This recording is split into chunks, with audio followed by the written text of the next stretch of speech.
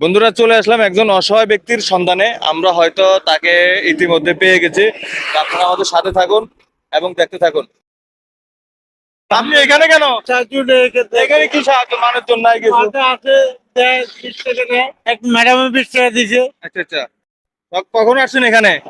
এখানে আধা ঘন্টা হয়েছে। কয় টাকা ইনকাম হয়েছে? 50-60 টাকা হবে এখানে। এই 50-60 টাকা ইনকাম হলে সংসার চলবে?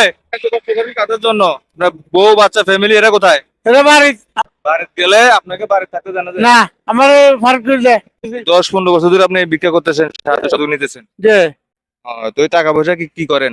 বাস ভাড়াই। এই 10 বছর আগে কি করতেন আপনি? আমি আগে গাড়ি চালাইছি, কি গাড়ি চালাইতেন? বিলাস পরিবহন, বিলাস পরিবহন চালাইছেন আপনি? ঢাকা নোয়াখালী। আর এখন আপনি এই অবস্থা। যে আপনি আপনি এখন বর্তমানে আপনার বাসা কোথায়? এই এলাকাতে ঈদে মার্কেট টার্কেট কিছু কেনাকাটা করছেন? না কিচ্ছু কিনেন নাই? না, তো কখন করবেন? টাকা উঠে ফেলে করবো আর কি। আমি যদি আপনাকে কিছু টুকটাক দিতে চাই, আপনি কি নেবেন? নেবো। আরে ভাই, একটু চাপেন, এদিকে কাছে আসেন, দিকে গাড়ি করে আসতেছে। আসসালামু আলাইকুম, কেমন আছেন? আছে ভালো, আলহামদুলিল্লাহ। তা সত্যি আপনি আগে কি গাড়ি চালাইছিলেন? যে ওই বড় গাড়ি? যে আচ্ছা আচ্ছা, তা ঈদের কেনাকাটা হয়েছে না আপনার? না এখনো করেন নাই? না ছেলে মেয়ে দেখাশোনা করে না? না। আচ্ছা, আপনাকে বেশি অত্যাচার করে? হ্যাঁ, কিন্তু তুই দিতে পারবি, রোজগার দিয়ে করবে না, ইয়ারা যাইতে পারবে না। দেখছেন মনির ভাই, মানুষ কতটা স্বার্থপর, আমাদেরকে আশ্রয় দিচ্ছে না। আমার এই ভাই আহা, আসলে অসুখ হলেও আমার অনেক কষ্ট হয় যে সন্তানেরা মা বাবার সাথে এভাবে করেন। দয়া করে আপনাদের কাছে রিকোয়েস্ট থাকবে, এখনো মা বাবাকে সেবা করার জন্য শিখেন। পরে কালে কিন্তু আপনারা সুখ পাবেন না, যে আপনার মা বাবাকে যেভাবে শান্তি দিচ্ছেন না, পরে কালে আপনারাও শান্তি পাবেন না।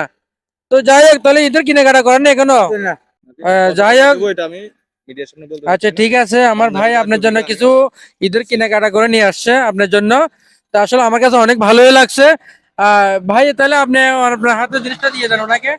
এটা আপনার কাছে রাখেন। আচ্ছা ঠিক আছে। এখানে আপনার জন্য একটা পাঞ্জাবি আর একটা টুপি আছে আপাতত, আর বাকিটা আমি আপনাকে দিব, ঠিক আছে? আচ্ছা। এটা আপনি গ্রহণ করে নেন। যদি ছোট হয় বড় হয়, আমি আপনার ফোন নাম্বারটা নেব।